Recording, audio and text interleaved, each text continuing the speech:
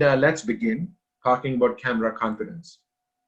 The very first tip that I want to share with you guys is confidence comes from within. If you feel that you are going on camera and you're not confident, and if you feel that you're nervous, it will show on the camera as well. When I first started doing street interviews, the first few of them, I was extremely nervous, and I said, well, this is very tough. This is very difficult talking to people. I don't understand. I don't know how to do this. I don't think I'm good at it. But one thing I did even then was I continued. I just kept doing it. And I noticed that by the time I was doing my third, fourth, fifth, or sixth video, I had this confidence that I did not know, but it appeared. You either may already have that confidence, you've been a public speaker, or you may not have that confidence. It may take you 10 videos to get there, but it needs to come from within, and it will come. For that, what you just need to do is practice, practice, and practice. You just got to do more. You just got to keep creating content. You got to keep going on the camera. You got to keep, it's just like gym. If you keep training, things will get easier to you as well. So, I have a sales team, and they reach out to real estate agents and lawyers and businesses asking them if they'd like to work on a video strategy with us. And a lot of these guys are, well, no, I don't think I can do video. Why do you think? If you can eat food, if you can make food, if you can drive cars, why don't you think you can make videos? It's not that you cannot do. It's just that you've told yourself you cannot do, and you're not going to do it because it's a mental block. Then you just need to begin, and you need to keep practicing it. One way is that you create some videos, create content as if you were never going to upload this content. The next tip I have when it comes to getting better on camera is have patience. It takes time. In the beginning, as I said, just make videos for yourself. In the beginning, don't be concerned about the mistakes you do. Don't be concerned about how you look. Don't be concerned about the ums and ahs and all that stuff you say. Don't be concerned about the value that people will get. Don't be concerned about what people will think. As I said, first make it for just make it for yourself. But you gotta have patience. It takes time. It has taken me around 50 to 60 videos for me to be okay with myself. I still sometimes, I'm very critical of myself when I go on when I record my own videos. I still think I'm not really that good. But you know what? While I'm still thinking I'm not that great, I've generated 36 million views and 268,000 subscribers, and I have been able to successfully quit my job, and I've made decent amount of money from my ad revenue, and I've done a lot of sponsorships, and I'm a little popular, like in the region I live in, to a point where I go to Walmart, some people take pictures with, and this is all around when I'm thinking, this is all within when I'm still thinking that I'm not really good with videos. I'm not really good on videos. So sometimes it's just, it just takes time for you to sort of be okay with yourself. You're not going to change as a person. You're not going to go, see, most of us will not have experience with videos. We didn't do journalism. We were not news reporters. So I'm not going to say that this is going to be easy for you, that you get on camera and you're just going to say something and you're going to be like, wow, and people will be like, this, you're natural. Some people have it, but most of us do not have it. And there's not much you can do about it. You can keep practicing and get better. And if you're critical about yourself, just like me, 120 videos down, I'm still critical about myself. And I'm still thinking, how do I improve? And I genuinely think I can improve. I still think I'm not great on camera. But this journey has already given me a lot. So just have patience. It takes time. You will get better. Just be aware. As I said, the first 50 videos, take it as a training video. I'm only like 120 videos down on my main channel. And I literally think my first 100 videos were my training videos. And it's the last 10 videos or 15 videos where I changed the format a little bit, is I'm like, oh, I've learned so much from my first 100 videos, is now I know how to do it right. So your first video is not a public video. It's not a video that's going to bring you all the fans and that you will watch and everybody will watch and be like, great job. You're just absolutely fantastic, Rocky, or John, it's just for your first 50 to 60 videos are your training videos. It's like, it's the same analogy as I give, to somebody who's training at the gym or learning how to drive. You improve slowly. The first time you drive, you're not just perfect. The first time you lift weights, you're not able to lift your optimal weight. The first video with 50 videos are just training. And this is more important for people that have not started. And somewhere inside of them, they know that it's a mental block. All those millions and billions of people on YouTube, 99.9% of them had no experience with videos when they made their first one. So all these things, what do I make videos about? And that's why I liked, I think it was you, John, who talked about that you're just gonna start. I mean, just start with something, right? And then figure about when you come to a session like this, I will also tell you the importance of having a niche right away. But at the same time, uh, you should start, and your first 50 videos, even when you decide a niche and you go ahead, first 50 videos are just training videos. Most importantly, guys, don't overthink. If I would have done this, and I did this for such a long time, like I made so many videos, I never made them public, but I was making one video every year for just myself, for different things. One of them was a fitness channel. I lost 120 pounds when I was 27, which was what, just 2 years ago. No, I'm kidding, it was a long time ago. But when I did that, I was like, oh, I'm going to make a YouTube channel about fitness. And I did 2 videos there. And then I was like, oh, I play guitar. And I made a channel where I'm teaching how to play certain songs. And then none of them I liked. And I was like, nah. And I really overthought. I could have had a very big guitar channel. Well, somewhere I'm thankful that I ended up doing what I'm doing. And that's a big channel, because what if that other channel wasn't big or wasn't really doing what it needed to do for me?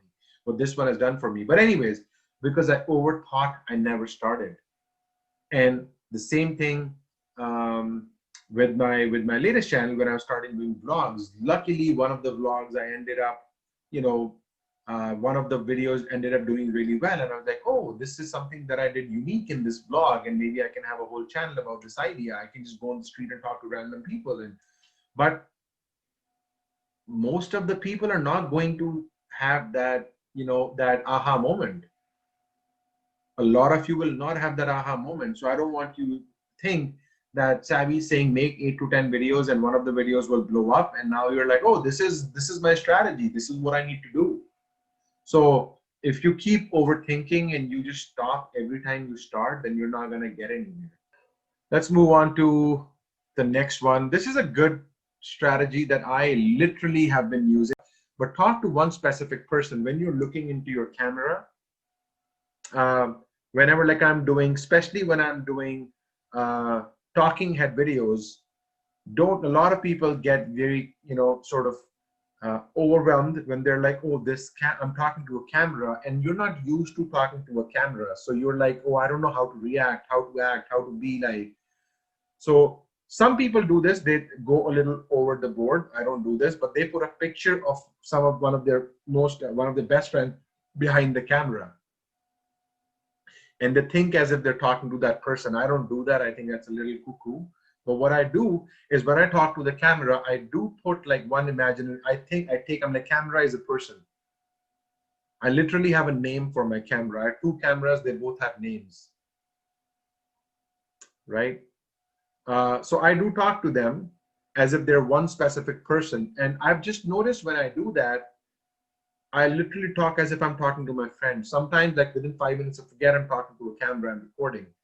And I start talking as if I'm talking to, a friend. And this really helps, because when I turn on camera and people are there, I can see you're getting all nervous. So if you have that problem, think about that one person that you have no problems talking with, where you can be you, and you just talk to that one person. Find your way. Now, this is a strategy to still create a lot of content so let's say if you're somebody that is like, oh, I don't know, I'm a little, I'm not so sure that I'm great on camera. I'm not so sure that I'll do a good job. I'm not so sure I'm a good speaker. Use different ways of creating content so it becomes easy for you, okay? Impromptu rants, of course, is when you go on a talking head like this and you talk about a certain topic, right? Don't make it very scripted or something. You're just like walking, you're just, you're going to your car, like, or you're sitting in your car and you talk about that topic that you wanted to talk about. Just do that. That's still content. Zoom calls. If you don't think you're a good speaker, like I'm not a great speaker, you can do a Zoom call. Just record a video with someone else. If you're a real estate agent, get a mortgage agent that you work with on a call and interview that mortgage agent about how do you get qualified for mortgage? How do you do this? If you're, let's say, a lawyer, talk to a client of yours over Zoom, record that call, talk about their experience working with you. If you are a sales, so let's say John Wright, for example, let's say you're a young guy, tomorrow you want to be a sales guy in a company. Imagine if you have a YouTube channel where you talk about sales, even though you're not a great salesperson, but somehow you ended up making 20 videos about how to improve sales when you go for your job interview at a company. And in that interview, you also tell that, the interviewer asks you, why should I hire you? And you tell them, well, I mean, I'm great, I'm this, I'm that. By the way, I'm very passionate about this topic. I make videos on to help other people on how to get better in sales. What is that sales manager going to think after you leave? They're going to be like, okay, so I may have somebody in my team who is actually a real superstar, you know, and they would love to be a boss of somebody who is actually creating content about how to teach sales. Like they would want you. I see a lot of HR people doing that now. I have a couple of friends who are HR professionals. They make a lot of videos. It's helping them get better jobs in their field. Because when companies are looking for HR consultants, they also add their YouTube channel in the resume. Suddenly the hiring manager is like, oh my God, we need this person. So much know, like, and trust you're able to develop. So you can, as a salesperson, just record a Zoom call. Let's say if you start a podcast about sales and you get somebody who's been a salesperson, account executive for 10 years, everybody will say yes if you reach out to them on LinkedIn, like a salesperson, and be like, hey, you've been a salesperson for 15 years with SAP. I want to talk about life as a salesperson in IT. Can I interview you? So you're not speaking, you're just asking 10 questions, but here you have a piece of content. So find your way of how you're going to create content if you think you cannot just go and just keep talking. Teleprompter is another one. It's a really, really cool way. I do suggest to some of my clients do this. The only challenging part with using a teleprompter is that you have to write your content. And for some people, it takes time. They relate writing a page of content to, oh, I may have to spend half a day writing. But I also know that some of my clients, when I reached at their offices to record their videos, without them writing anything, they were taking 2 days to even say one line. They couldn't remember anything and they were getting nervous. So then use your phone, download a teleprompter app, and put your phone like this, and the reading is just gonna go from here. You literally read what you've written on that script, and the videos come out amazing. So if you're not a good speaker, if you don't have a confidence, you cannot tell me that you don't know how to write. Write something and just read it, and that's your content. Zoom calls or just impromptu stuff, whatever you want to do. But if you don't think you have that right kind of confidence, then find your way to still create content with that problem, which is, I personally think it's a mindset problem. But again, if it is, then find a way to still create engaging content. Literally, I think, guys, this is my last slide. I think if you think too much about what people think, it hurts you. 99% of the creators will never start. These are people that could have had big YouTube channels, big on LinkedIn, big Facebook, whatever, but they never started. It's because they're like, oh, I don't know what people are gonna think about what I do. I mean, to be honest, first, who cares? Second is, don't tell those people. I don't send my content to be honest, my friends and families, although I suggest to new creators that post your YouTube videos on your Facebook as well and whatnot to get some early engagement. But if you can do YouTube really well and harness the search capabilities of YouTube, and you create a nice niche there where people are like, oh, I want to subscribe to this channel, this is so cool, there's ongoing value. You don't need your 50 or 100 friends to like your videos. That's it, guys. Okay. I think that was it. As I said, I mean, join the Republic, take care of all the resources we have for you here. You can join our meetup group, our YouTube channel, and Facebook group. All the links are in that chat thing. I really love it if you guys can connect with me on LinkedIn. If you find me by Savvy Space BG, leave me a recommendation there in case you ever see any value from any of the content.